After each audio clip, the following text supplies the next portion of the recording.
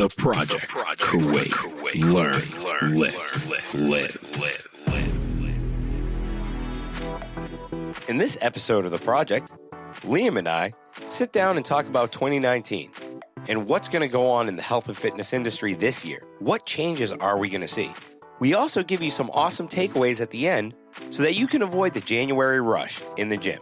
So stick around and listen to the rest of this episode. All this and more in today's episode. All right. So, yeah, we're on. You game? I'm in the game. Ready to go. It's good to have Liam back. Dude, I wish we had Meg here, man. I know, we're missing Meg. We're missing the great balancer, the neutralizer. I know, right? The stress terminator. Yeah, it's just the boys left now. That's it. Just the boys. We're going to be talking about some boy talk, too. Yeah. That sounded really bad. Yeah, just man talk. So bad. Yeah, no, we're going to get into a little bit of an economic downturn at the moment. We're using our crystal ball here. Yeah, we're going to have a little attempt to look at what kind of trends we could be seeing in the GCC in Kuwait in 2019. Well, economists predict that it's going to be a bear market globally throughout the year. China's slowing down. The United States is slowing down. So last time, and yeah, I picked this topic because I love the business side of it. Yeah. But in 2008, when we had the economic crisis, you saw the emergence of boot camps or boot camp classes or group fitness classes because people just simply didn't have the disposable income to afford PTs, right? Yeah. Now you're 29, so you'd probably just started out during that time.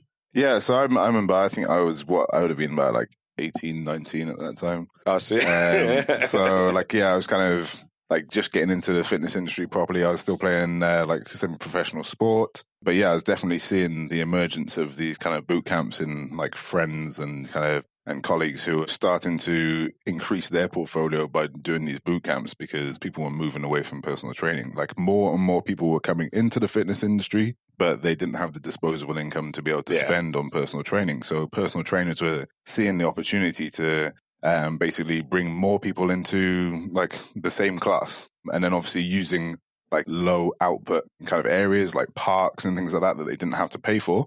People could use them at 7 a.m. in the morning on a Friday or Saturday morning or whatever it might be on the weekends. And so it was free for the personal trainer to put on. It was just their time and they could bring in 20 people with a low amount of equipment and they could get people doing these boot camps. And so like it was great for the personal trainer. It was great for the people coming because I know in the UK they would pay maybe like, I don't know, it's like £5 for them to come to this hour. Oh, and then you're probably making more money for the hour too. Because if you get 20 people to sign up, at £5. You only need to do like maybe one a week on a weekend or something like that. And you've got £100 coming in, like which is what the equivalent of maybe 40 KD, which is like not bad for an hour. Like especially when you got like you're not paying for the actual space that you're using. So it's obviously something that massively grew, but the main thing was it was fantastic for the clients and the members because they were paying significantly less, where usually you'd pay the equivalent of like maybe like 12 or 13 KD, you were paying like 2 or 3.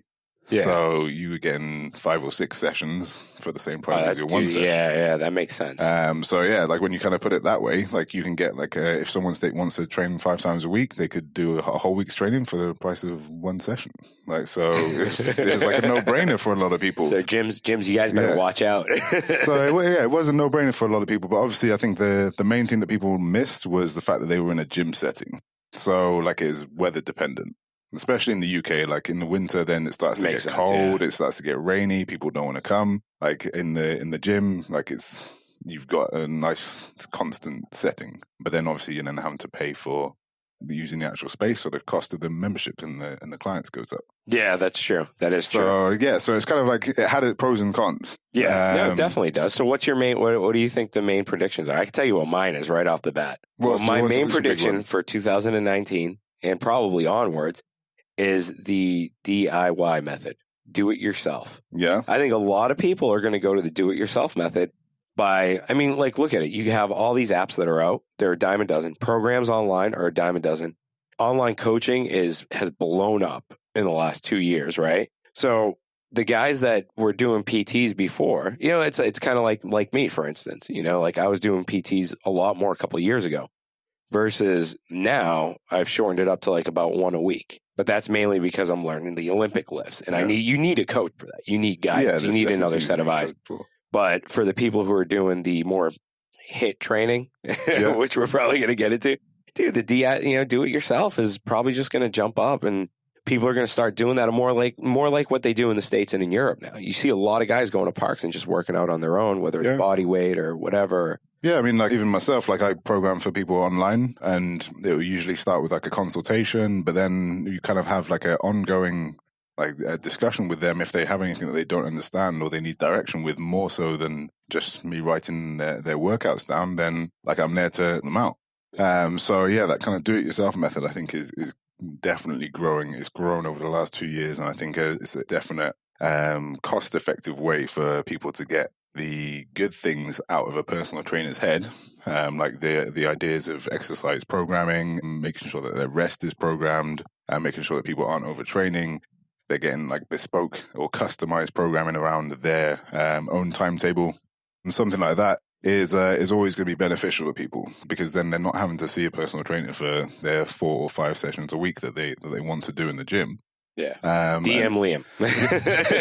DM Liam, see if he could take you on as a client. Yeah, I mean, I like to keep like my actual amount of people quite small, like that I actually work with on a daily basis, just because then they get as much attention as possible from me, because like people still need the attention. So like you can pick up a fitness magazine and you'll find like 4 or 5 different programs in there, no problem. But whether those programs are actually good for your goals or not is a different matter. So true. It's important to have a customized program where you're working with a trainer who actually knows what they're doing and knows about your goals. And so for me to be able to do that with more than kind of like 7 or 8 people at a time is kind of tough. Like, and it should be kind of tough. If you're working with a trainer who's got 50 or 60 clients, like it's likely you're getting a cookie cutter program that isn't something that's specific to you. Yeah. And then obviously you're kind of just paying extra for something that you can probably find on the internet. That's true. It's I think that's where the DIY programs will grow. But here's the thing, though, not to cut you off, but yeah, I agree with you 100%. The best type of program is a customizable program. But let's face it, there are a lot of people out there that can't afford the customizable program. So I think what could we give them, or what could we tell them right now to help them out? What resources do you know of? I mean, I know of a few, and Yeah, I mean, there's different apps and things like that as well that kind of, obviously the less you pay, like, well, kind of to put it another way, like if you another plug to Liam. If you pay peanuts, you get monkeys, right? Like, so yeah, but dude, come on, there's some good programs. There are. So if you the more that you can pay, the better service you should expect is what I'm trying to say. So if you're paying the most, so say you're paying for a personal trainer, then you should be getting that person's time for an hour, like undivided attention. Yeah. And so if you're paying a little bit less and you want a customized program, then you should be getting the services that you want from your customized program. It should be bespoke to you. If your budget is a little bit less than that, then obviously you kind of got to expect that you're going to get something that is probably like, obviously it should have a goal. The whole program should have a goal. So if it's a strength program, it should be designed to increase your strength. Maybe it won't be as effective as a customized program, but it should still increase your strength. Yeah. So it should have you kind of lifting some heavy weight kind of at least 2 to 3 times a week, and then with some accessory work in there as well to make sure that you don't get strength imbalances and things like that, and making sure that your body stays as healthy as possible. Yeah, it's very important to choose the right program for you, choose the right program for your goals, but then also make sure that you know what you're doing with that program. Yeah. There should be kind of answered questions and things like that, like along with the program that tell you exactly how to use the program effectively. Like, as I said, you can easily go into pick up a like 2KD magazine, like not even in the supermarket, you can get or go it for online free right now. You just go online, go on YouTube. You have so many resources, and it's really easy to find like a very cookie cutter program. But I mean, there's some good apps that are out at the moment that's kind of starting to come out that have like directed training. Yeah, we'll give Liam another plug. The HIIT app. He's on that. You can go on the HIIT app. All right, download that. Okay. Yeah. So there's the hashtag is what? Get HIIT. Yeah. So it's called @HOTLife on Instagram. So that's AHOT Life LIFE. I saw something with them that they're doing that's fantastic. They basically have an English and Arabic version of the program that I've kind of designed specifically for it. It's kind of like it's like my idea of a program to help people kind of like get that kind of get that jacked feeling. So like they're lifting some weight, they're getting good accessory movements, and they're also learning some new movements in there as well. Yeah. I kind of wanted to make sure that people would be kind of being able to utilize as much of their gym as possible, and learn some new things. But the great thing about that is it actually has a video of how you can do the movement. So I kind of spent a whole afternoon, which was very tiring, of doing all of the movements. I can imagine, dude. But yeah, so that's the great thing is like, and that's obviously the main thing that you're missing with one-to-one personal training is that you're missing someone showing you how to do the movement, like a demonstration of how to do it. But with the app, obviously, like you're able now to do that, and it's directed in English and Arabic. So there's no plug, so people know we're not sponsored by these people. Look, there's another good resource online, YouTube, Athlete Jeff Cavaliere. The guy's phenomenal. I mean, the information he puts out is awesome.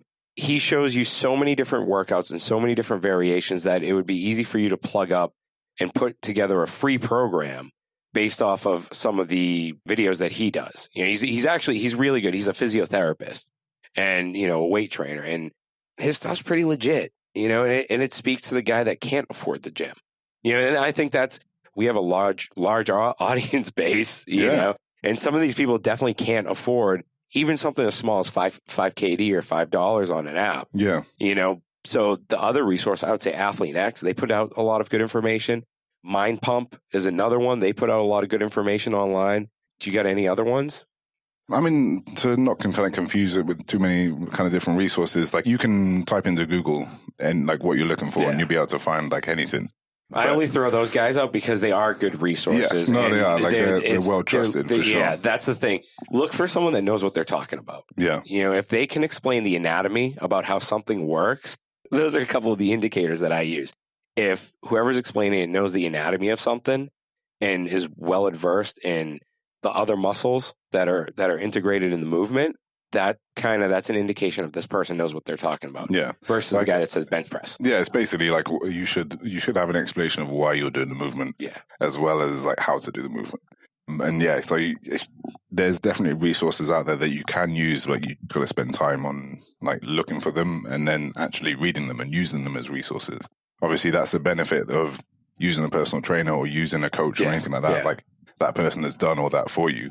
But yeah, like as an individual, if your budget is low, then like all the resources are out there for sure. That's true. I mean, coming back kind of full circle, like that's definitely like the trends that we're seeing is the fact that people are starting to do it themselves, and that's a good thing. And a bad thing because there's a lot of snake oil salesmen out there. Yeah, there's a lot of bullshit artists. It's a good thing because I think like people are starting to understand exercise for themselves. And so like when people do that research, they then see the benefit of how a personal trainer has like learned and understood the things that personal trainer learns and understands. And so when you're doing more research, you realize actually, hey, I actually haven't really got time to do this all by myself. It's nice that I have a better understanding of my own body and how I can exercise and do it better. Yeah. But also I now appreciate the fact that someone else is like programming my exercises for me in a way that I understand why I'm doing it.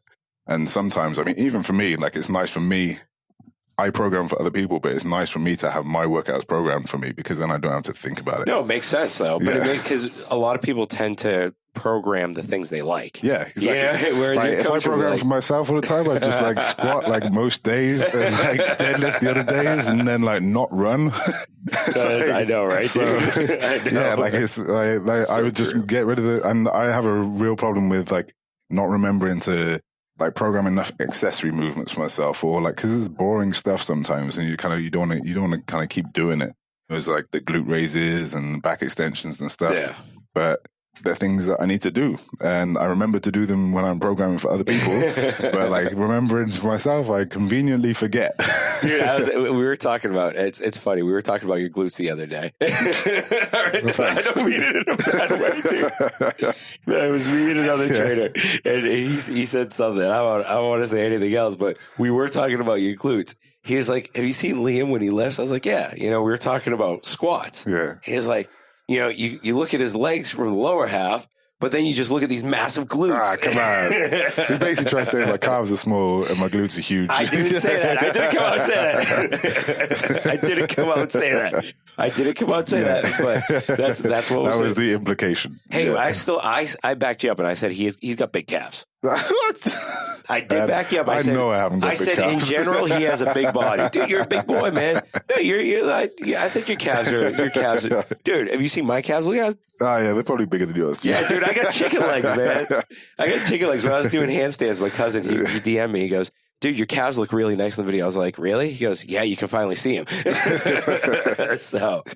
Like it's all the accessory work is hugely important. I mean, it can be boring stuff, but when someone else programs for you in an intelligent way that you know is going to help the rest of your training, then you know why it's there. And if all the resources online kind of help you understand why you're doing a certain exercise or why your coach is programming something for you or why that exercise is in the program, then that's a good thing. So I think as soon as people do more reading for themselves and they're like, even if you just listen to this podcast and you're interested in your own your own performance and how to make it better, then you become more invested in how to do it, and then you actually become your performance becomes better because of it. Yeah. So I think it's definitely important. There's definitely different levels. I think as we're talking about people's budget for the different programs and where they sit on that line, it might just be that someone isn't that interested in exercise, and so they only allocate a small amount of budget to it. So they only invest in a small amount.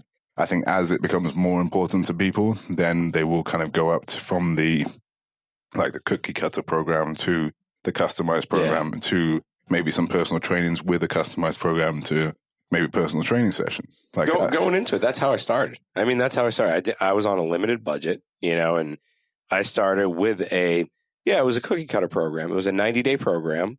And what I liked about it started with the mundane movements. And that's how I knew it was a good program, because it had, stuff where I was like, really? You're having me do this in the program? But it was a build up, because the second month, you were doing something that was more advanced. Yeah. So it took you through stages, and that for me worked out. And then, I kind of moved from there, and I was like, all right, I want to get a little more serious about, getting back into baseball.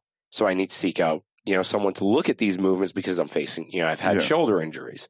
So, that's like you said, it's the biggest part of it is you have a personal trainer looking at how your muscle activation is. Are you retracting your scapula? Are you using the right muscles in certain lifts? Like, are you deadlifting with your lower back, or are you actually using your legs? Yeah. You know what I mean? And as I said, I think the do-it-yourself method is good. But don't try and snatch. Yeah. Don't try and snatch. You need to do it yourself. Get a coach for that. Ultimately, when you come to doing movements over a long period of time, you need someone to look at you and kind of see how your body is working.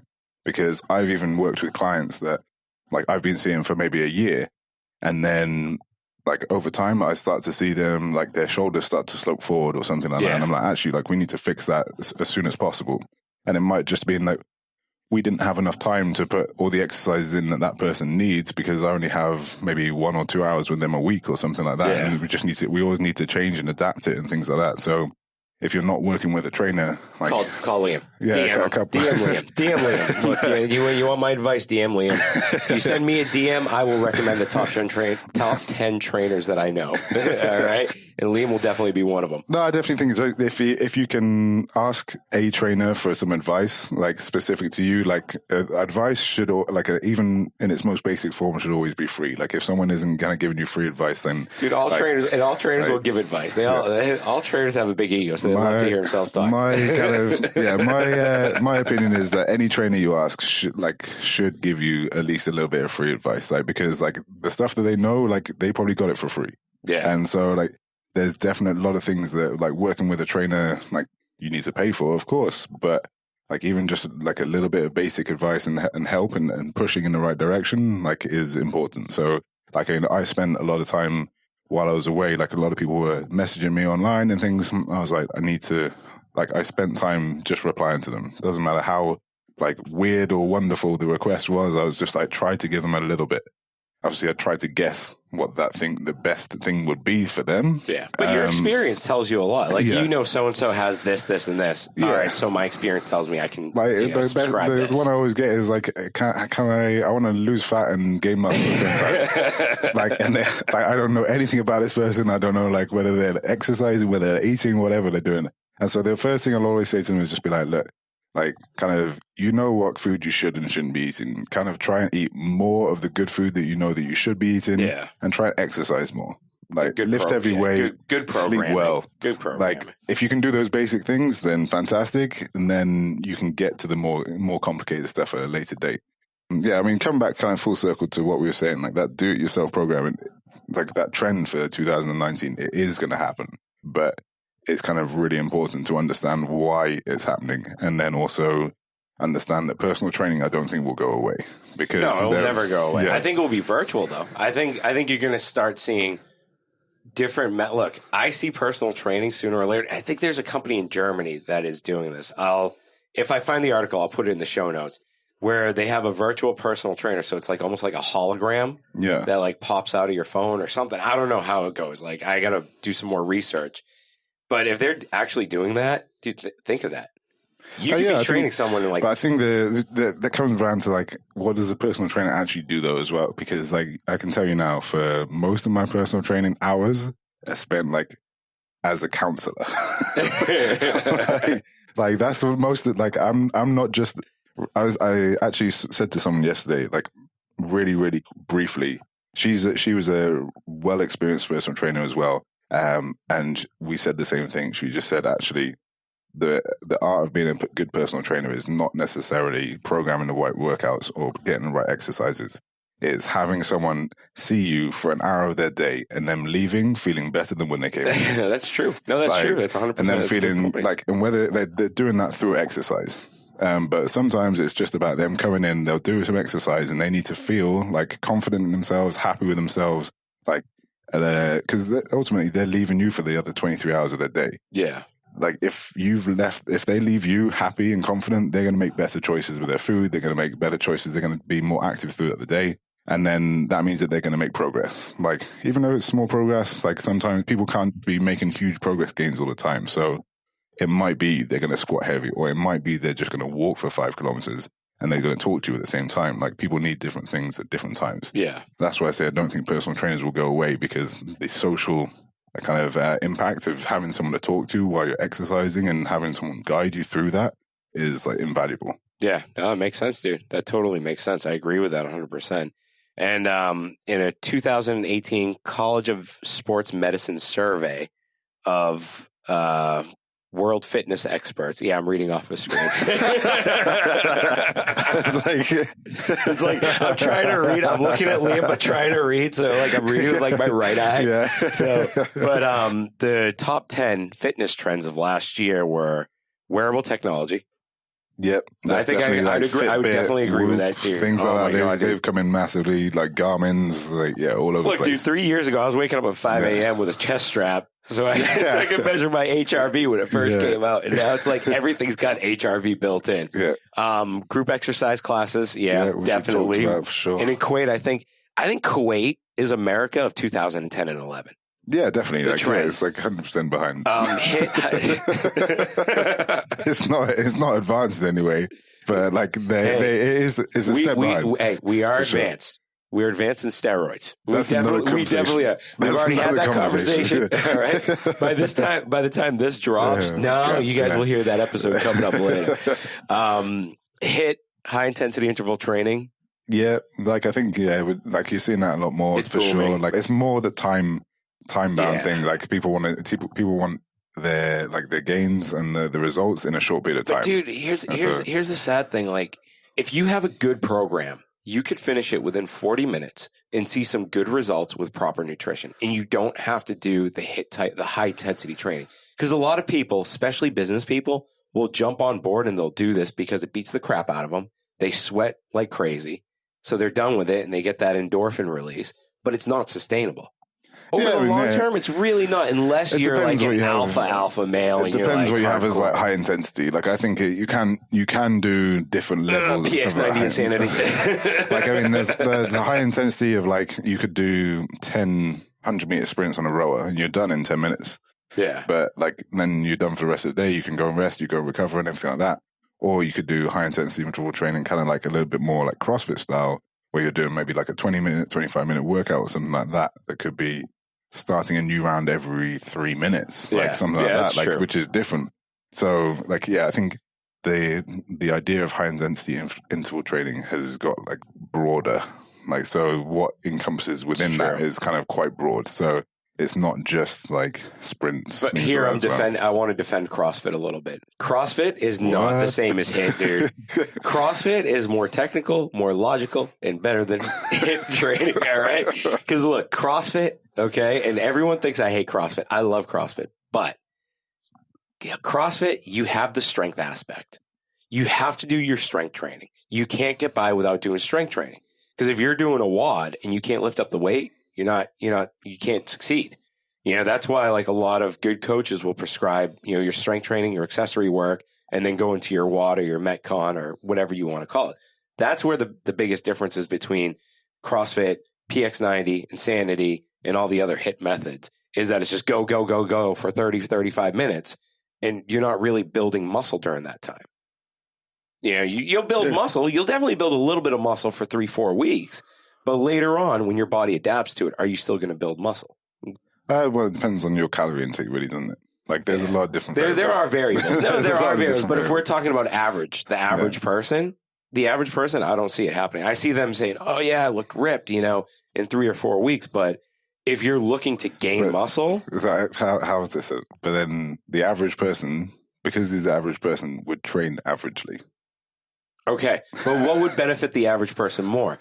Going to a HIIT workout or strength training, where now the research that's coming out as strength training being a way of medicine, which is on this list too. Now, what would be better for the average person?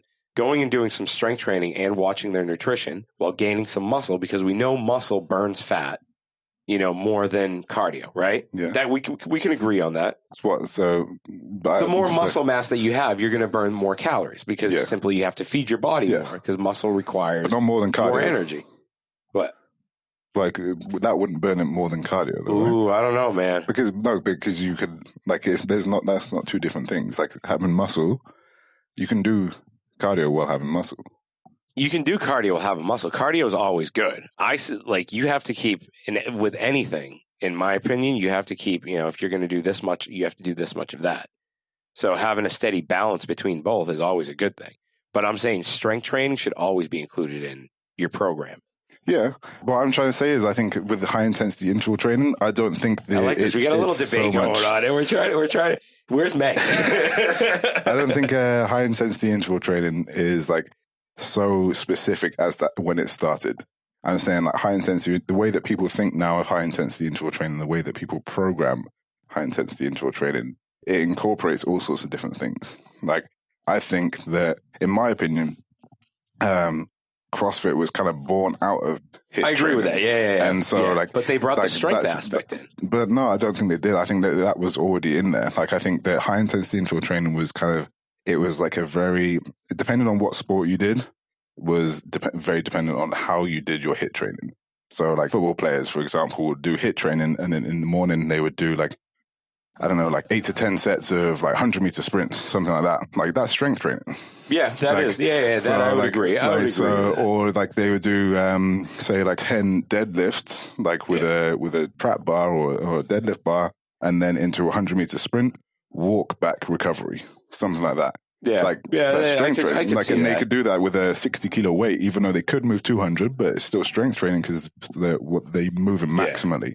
So, like, I'm just saying that I think HIIT training as itself, I think that encompasses a lot more like training modalities. So, like, whatever you're talking like P90X, whatever it is, because ultimately the average person, because they're the average person, by definition, whatever training they do will be strength training. Yeah.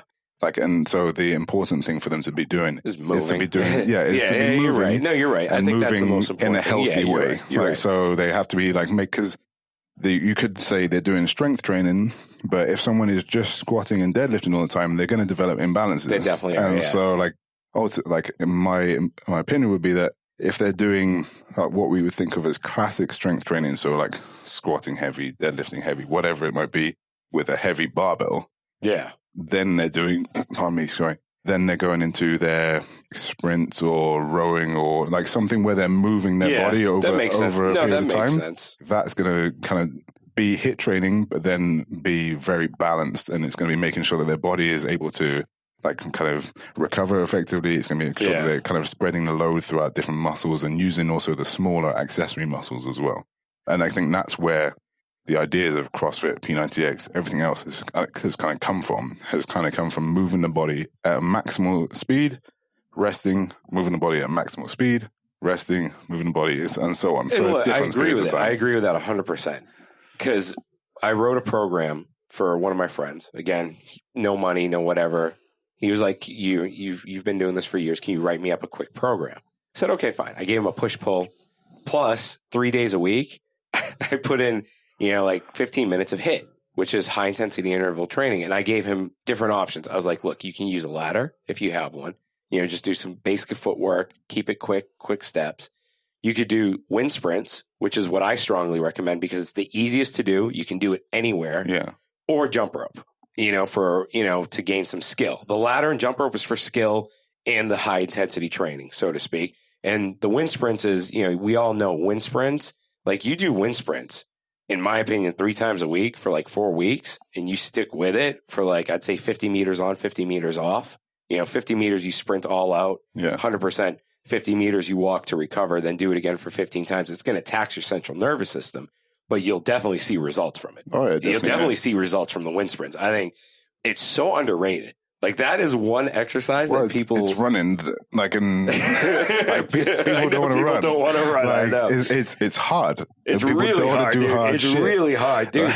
Dude, when I get to 10, I'm like, oh my god, I'm gonna die. Like mentally, you have to like really commit yourself, and ultimately, like that is what's gonna.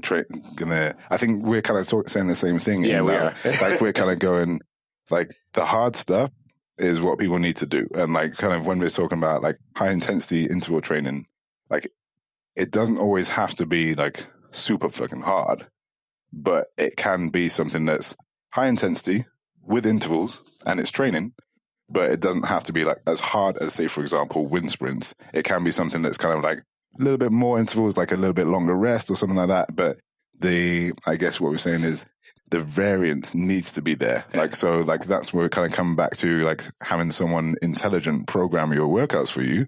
Because so would you say I'm intelligent or not intelligent? I will not comment on that. Ooh, I can neither confirm nor deny. Hey, come on, man. A push. Dude, I kept it as basic as possible with a push-pull. For the most part, like someone needs to understand that they, like, as you said, they can't be going 100% every day for like longer than really like a week. Yeah. Right. Yeah. And so they need to be resting like 1 or 2 days a week, depending on the intensity and depending on how good they recover. Yeah. Like I think what we're trying to say is like you can't be going full steam ahead the whole time. But as long as you're having the amount of rest that you need based on your body type, based on the exercise that you're doing, and based on the intensity that you're doing, your intensity isn't going to be the same as someone else's intensity. That's a big thing right there. Like I think that's where I have a problem with, these modalities that are all focused on going 100% of the time for like 40 minutes straight. The intensity, keeping that intensity pace throughout a week is extremely difficult. Yeah. It taxes your central nervous system beyond belief. And you think of like, even like I just came back from China and the guys there, they're used to working out so they would, for most days of the week, 5 days of the week, they would do 3 sessions a day, like two training sessions, 2 like in the gym training sessions and 1 kind of like light run. Yeah. Like we only did like the 2 training sessions a day and that was only for like 4 days of the week. And so they were doing like 5 or 6 other training sessions on top of what we were doing. Damn, dude, that's a lot. That's a lot right there. These kids, they're like 16 to 20 and they're actually like, they're used to that intensity though. But that was still different from the intensity that even I'm used to, where I used to do CrossFit for like 3, sometimes 4 hours a day, like stupidly. Yeah. But like that was kind of like the intensity that I was used to, but still like they were doing a different type of intensity because they were used to it.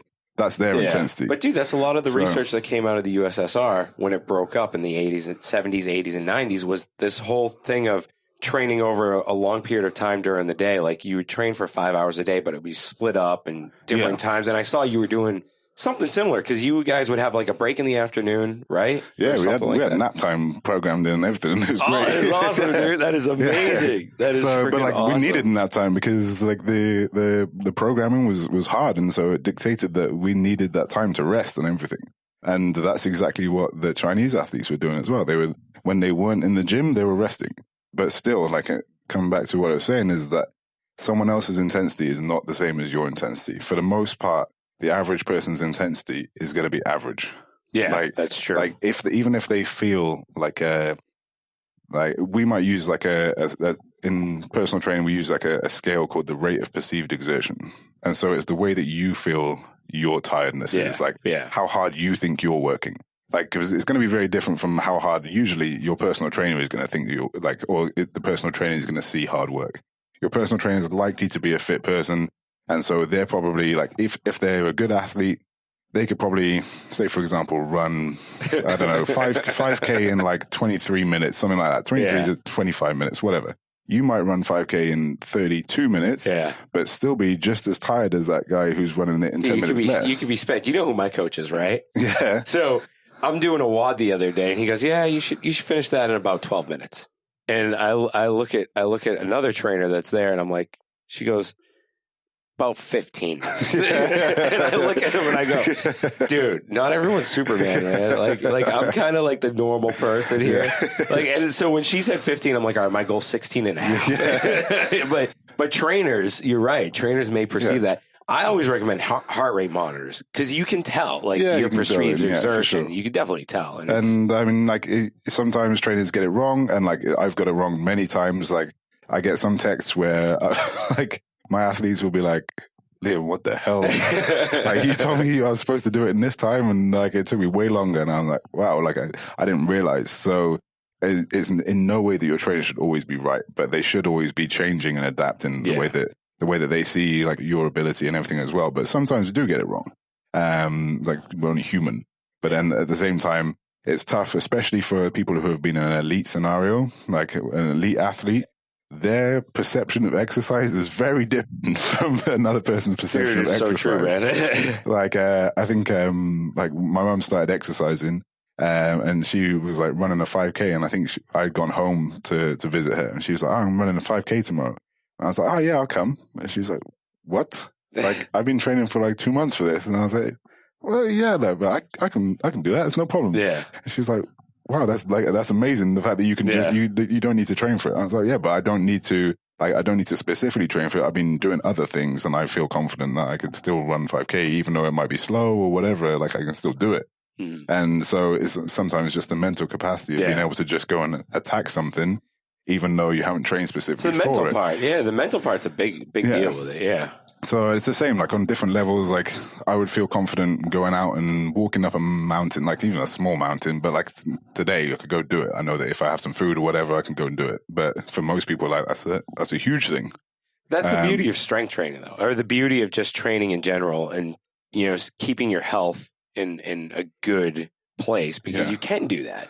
Like, if you have to drop, you know, if you have to run 5K, you know, you can do it. If you have to drop on a dime and do 20 push-ups, you could do it because you're in a good physical state. Yeah. So well, even for most people, especially in this region, it might just be like walking around the park with your kid and like not having to sit down. Yeah, that's a big one. Yeah, that's a big one. Like, I would, from myself, I would expect that, like, why would I need to sit down? Like, I'm perfectly fine. But actually, for some other people, like, they're not prepared for that. And so that intensity is different from them to me to anyone else. And right now, a lot of trainers here in Kuwait that I've seen they're doing the let's beat the crap out of the client type of mentality. No, a lot of them are doing it. And I just see it on Instagram, and I'm just like, dude, but you don't know what that's doing to the client. Like, they're either going to get hurt, their CNS will be fried, or they're not going to come back. Yeah. And that's the three things you don't want to happen. I think and I've seen you with your PTs. And that's what I like about you, is your intensity varies based on the person. Yeah. And I say that because you have one guy that's a beast. Dude, he's a beast, man. I got one guy who will literally do anything I say. He is a beast. He sticks to it, dude. He sticks to it, dude.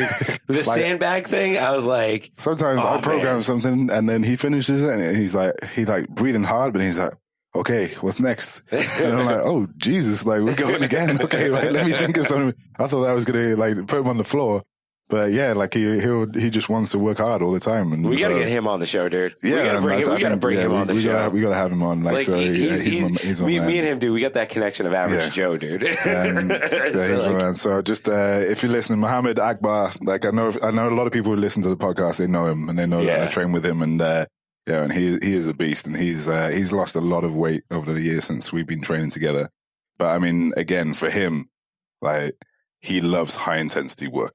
Like he loves lifting heavy weight. He loves moving high intensely. He knows that, like, kind of, he doesn't want to have that like shredded 6-pack figure. Like, and so that's not our goal when we're training. Which is amazing. Like when he comes in, he wants to have fun. He wants to lift weight. He wants to move heavy stuff. Like, his deads have progressed a lot. Yeah. His deadlifting has progressed a lot. I remember seeing, I saw that on your Instagram. Like when I looked at it, I think a few months ago, and then I saw him right before you left to China. I was like, wow.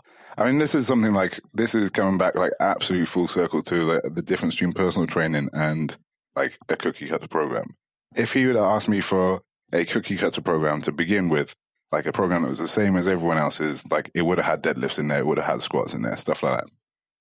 For the last year, probably about 9 months of the last 12 months, we didn't do squats and we didn't do deadlifts, because he couldn't get into the right positions to be able to do them. Yeah. So we just did different exercises. We did like single leg box step ups. We did box jumps. We did like lots of stretching and mobility to be able to get him down into the position of a squat. We did like deadlifts from a high box. So a lot of priming work leading up to the big, so like making sure that he was actually like in the right positions and he had the right strength to be able to do the movement. Like before, he did kind of the odd CrossFit class and things like that, and he was doing the movement in a bad way. And he would have been quite happy continuing to do that. And most coaches would have been quite happy to let him to continue to do that. Yeah. But like, because he wanted to do better and because I wanted him to do better as well, like he was happy to take things back a step and really work on the basics and work on like, and I wouldn't have known to do that unless I worked with him one-on-one. And everything that we do together is one-on-one. I'm really lucky to be able to work with him so closely and kind of have such control over the workouts that he does. And also have him so invested in his own health that he sticks to what we're doing. Like at no point does he kind of go, oh yeah, but I want to like squat heavy. Like, and I'm like, yeah, but you're not ready. I don't have to do that, because he trusts the program. He trusts what we're doing every day. And everything is geared towards ultimately him squatting heavy and then deadlifting heavy, because that's what he enjoys doing. But he understands that we've got to do like all the work in between to make sure that he doesn't become injured. He is able to come and just have fun every week for 3 times a week and being able to lift the weight that he wants to lift. So yeah, like with him is massively lucky to have someone who's so invested in themselves that I'm able to work with them and do what we need to do to help him achieve his goals. And it's amazing when you hear about people like you, trainers like you, that have the progression program of getting into a full depth squat or even a chin up or a pull up. Yeah. I can relate to this because my wife, when she first started at the gym, she couldn't do a pull up. So what did her coach do? It was he started her on negatives. No, it was like ring holds, negatives, a lot of like back work, a lot of lat work, a lot of lat activation. And before she knew it, she, got her first pull up, and she would smile because she'd see everyone else working with bands. And she asked him, she was like, why don't you ever have me on bands? He's like, for some people it's useless because the band actually provides more assistance than you need, which I kind of agree with. I think when you get used to doing a movement with bands or whatever, you're always going to be used to doing that movement, and you're not going to get the strength that you need to recruit those other muscles. Yeah. But when you're doing like a ring hold or, ring dips to get into your muscle up, so to speak, or, like certain the build up to that exercise, I think that's great. I mean, like that's a good example. Like I've just recently started doing... And my wife can do 7 pull-ups now, by the way. 7? She can do 7. Nice. Dude, she can do 7 or 8 pull-ups. And we're talking like legit strict pull-ups. Strong. Dude, I can only do 5. I don't think I can do that. I can do like 5 strict pull-ups. I would really struggle to do probably 8 or 10. Dude, she squatted 106 kilos for the first time a couple of weeks ago. Strong. Dude, that's really strong. For her, dude, you see how that's like nearly double body weight, isn't it? Yeah, like dude. No, it's double her body weight. Yeah, she's a tiny little thing. I don't even know how much she weighs, but she's small. I mean, like, coming back to what you said about ring dips, like Mohammed, I think he's quite heavy. Like, I think he's a little bit heavier than me. But I've started doing ring holds with him. Yeah. And it's frustrating like because he's heavy and like his upper body strength is not as good. Yeah. But like we're doing that because we want to get to the stage of being able to do like maybe like ring dips or like starting to do kind of push-ups and things like that. And ring holds is something that I can kind of spot him with. And yeah, he gets annoyed and like it's annoying when he can't hold himself up. But like after 3 sets, he That's got when one. you know that you're was doing holding the right exercise. Yeah. So like it was things like that were kind of like, although it's kind of frustrating for him, but we get through it because he knows that actually there's a goal at the end of it. And to be able to do that with him and then for him to get it, like that's when he's smiling and he's like, okay, like this is good. Yeah. Like this is fun because we're making progress. Yeah. But yeah, we need to, like, that's the difference between the kind of almost the fitness trends that we're talking about of the doing it yourself. And that's the difference between working with someone who is like fully geared towards you getting better.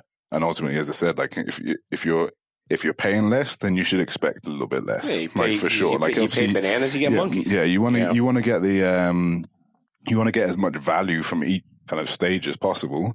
But like with the fitness trends that are coming, like obviously, if you have something that you're hugely invested in, if you have a goal that you want to achieve that's within fitness, like.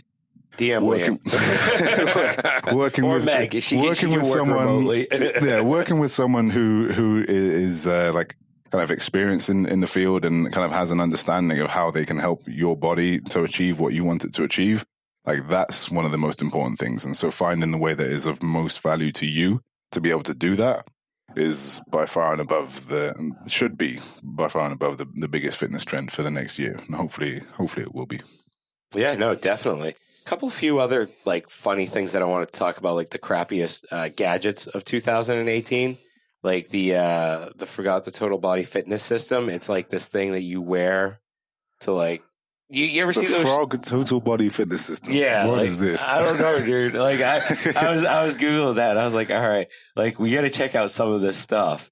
And it's like some of this crap that you'll see is friggin' hilarious, dude. The Fitbit Charge 3 is like ranked in the top 10. And the waist gains. Wearable technology again. Yep. The snapback, that's for postpartum. It's kind of like, dude, did you see those shirts with the built-in six-pack? Yeah. Have you seen those? That's going to be on this list. I've got one. Yeah, I've got one. All right, yeah, we can't look at the Frog Total Body System. No, all right, we need to check that out. So there's, Waist Gang Society Snapback Postpartum Products.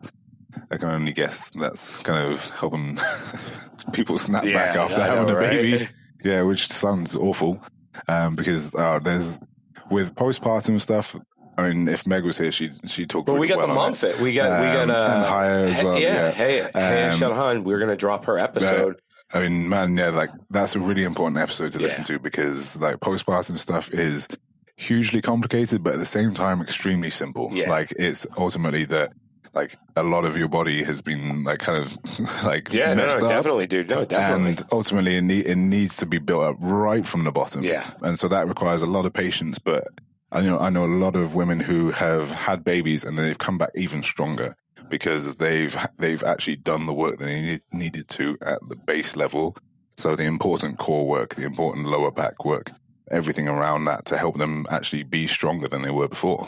Yeah, so, like, that makes sense, dude. It's very unlikely that you're going to find a fitness product which is just going to be like, yeah, this will do it for you. Like it's going to take time and it's going to take effort. But yeah, definitely listen to the Hayar Shahan episode because there's a load of good information from there. And real quick before we wrap up, how to deal with the gym rush. I really wanted to throw this one in here because this is like my biggest pet peeve.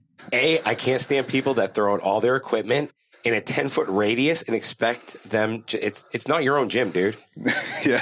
Like get the hell over yourself. Unless you're doing a WOD, stay the hell out of my way. Like, dude, if someone's doing like if I'm doing a WOD, I set all my crap up right in front of the rig. So I'm not taking up too much space. You know what I mean? Yeah, for sure. Whereas there's a gym that I go to, and I'm not naming any names, but like these people, dude, there's just no respect. There's no respect for space. Yeah.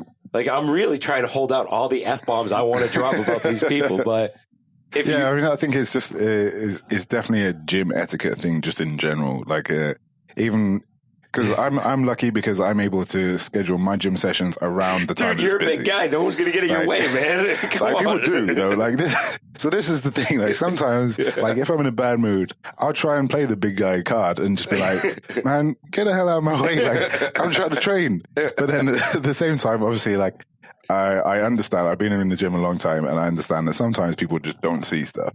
Yeah. And sometimes, like if you're in a class and you're kind of like, some people are trying to stay out of the way, and so they end up being in other people's ways and whatever. Like it's cool, I understand it, but for the most part, I kind of find that just like the act of like taking my headphones off and then like looking at someone and just being like, "Hey, buddy," like, just let you know I'm working here. Like usually that helps a lot, and like I think it's kind of, again, you kind of got to understand that some people don't realize, and some people haven't been in a gym long enough to understand the kind of etiquette of like trying to give as much people as their own space as possible.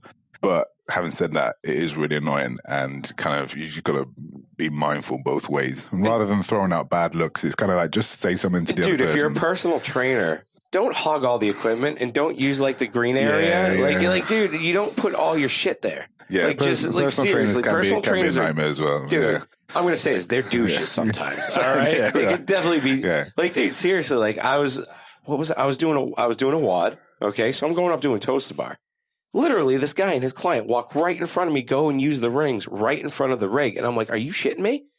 I just kept doing my toes. I almost kicked the guy in the face. I didn't care, man. It happens between personal trainers and everything. Like it happens like a personal trainer will be using a piece of equipment, then another personal trainer will bring a client, again, that's exactly the same as when we're talking about like with the guys at gym etiquette. It's like understanding that like you got your own space, and kind of if someone is using something, if you can't use another piece of equipment, just ask if you can work in. Or just do it at home. Do it yourself at home. Just ask to work in, because the problem with not communicating is there comes a whole load of things that become unsaid, and then you're like, what the hell are you doing in my space? Why are you here? Yeah. You're not even talking to me about it. Yeah, I know, like, right? If people are like, the gym is like such a social environment. Like you just need to like just ask. So speaking of that, before we sign off, I know I said that like 10 minutes ago, but before we sign off, if 2019 is coming up, people are going to have their New Year's resolutions. We all know how I feel about that, but they're going to be looking for new gyms. Yep. Now, we won't name off any gyms, even though I wanted to do like a ranking of gyms in Kuwait, but I agree with you. But what should you look for in a gym? Real quick, 5 things. What do I look for in a gym? I look for, number one, I think, is like the environment. Like, how does it make me feel when I walk in? Does it make me like, does it get me up for training? Does it make me want to push myself? Like some gyms I find like too clean, like, or they're kind of like, there's too much of like that selfie culture. People go in there to like get great lighting and kind of look good while they're there when they're taking photos and stuff like that of themselves too much. I understand you got to like photos, videos of your training, great. But like if that environment inspires that, then that's kind of not such a good idea. I kind of like an area where like I can get down to training and like I can put my headphones on. I can listen to a little bit hip hop or whatever I'm feeling on that day and just get my work done. What else? The people that are there. Again, those people should inspire you to be working out. Like if you're kind of like always trying to be like the hardest worker in the room, yeah, but also like you should be surrounded by other people who are working hard as well, because otherwise it's not going to inspire you to work hard. Like you kind of, you want to be around people who motivate you and inspire you to be a better version of yourself. Yeah. What else? That's why I don't like working out when I see you. Like if I see you working out and then I'm going to do my workout, usually it's at the tail end of your workout. Yeah. And then I'm like, fuck. And I'm like, shit. Because I'm going to go and try to do what he did. Which is... But that's it. Like, I mean, and I guess... Like, it always pushes my weight up like 10 pounds. Yeah. I mean, like, if you have someone somewhere that does that, like, that's fantastic. Because that will push you on. And you don't have to train with other people to get that if you're just in the environment. It's the same as being at work.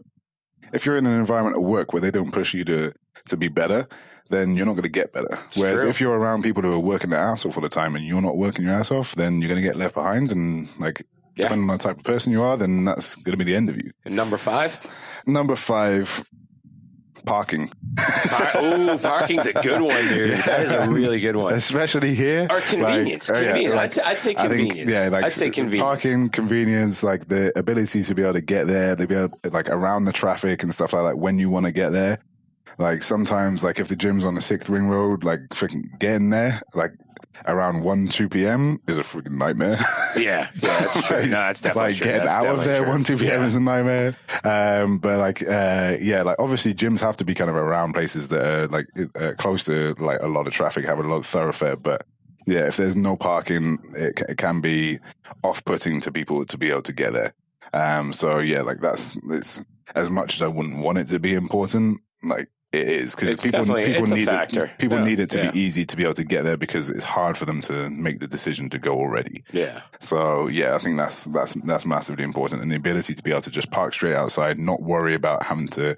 Like, not worry while you're on your way there. Like, you shouldn't have the stress of going to the gym. No, you're right. There shouldn't be. It should be stressless. Yeah. It should be stressless and almost mindless on your way to the gym. It should be the easy part of your day. Yeah, like, it really should. So, like if it's not, then that's a bit of a problem. So, like I think that'd be my top 5.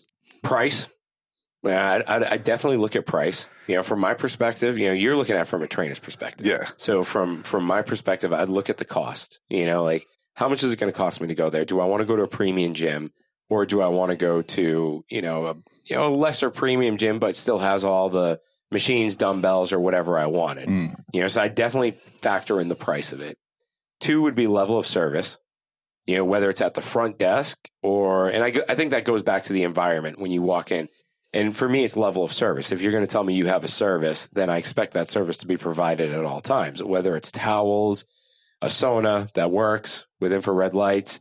But you knew I was getting to that. But service is important in the way they handle their customers. Customer reaction is very important. And I would have to say the trainers, if your trainers look like crap, then it's not going to send the right image to someone walking in there for the first time to sign up for a gym membership. So I would say look for good trainers that are fit and that actually look really good, mean that it's a place that they take it seriously there. Versus you could walk into some gyms and people just don't, like, some of the trainers just don't look like they've worked out a day in their life. Yeah. And I've seen that. I've definitely seen that. There's definitely two ends of that spectrum where, like, say, for example, like, I came from Dubai, and like, there is more so than here. You got a lot of trainers who don't know their butt from their elbow, like, but they look fantastic. Do you know what I mean? You see that everywhere. Yeah, you're right. No, that's a good point. There's definitely two ends of the spectrum, but like, I would definitely say that you've got, like, it's always an argument. I know a lot of people who are really, really knowledgeable, and but because they tend to be the older guys. Because they're so knowledgeable, but they tend to be 40 plus. The ones that I've seen that are really good and they don't look as good are the 40 plus guys. Yeah, they tend like the Chinese coach you had hitting you with a cane or something. Yeah, right? They've got experience on their side for sure. But I'm saying, like, for the most part, like, you will get. I do know some guys who, like, they're not in great shape, but because they spend their life, like, not in the gym, but researching the gym. Yeah, like, they're so interested and so passionate about, like, the finer details of how to help someone else. They don't actually, like, spend that much time on helping themselves. Like, that's a very extreme example. That's a good point. But that's actually a very good point. For the most part, like, you should really be looking for someone who can, like, take their own lessons and understands, like, how, like, the basics of how to look after yourself so that you're not out of shape. Like, someone may not have, like, those washboard abs and stuff like that, but like, they still should be in somewhat They shouldn't be unhealthy. So, I mean, if they're unhealthy, like, then, like, you definitely, like, you're definitely not going to have some. I mean, you, like, we had it in football. I always remember Ronaldo, the old Ronaldo.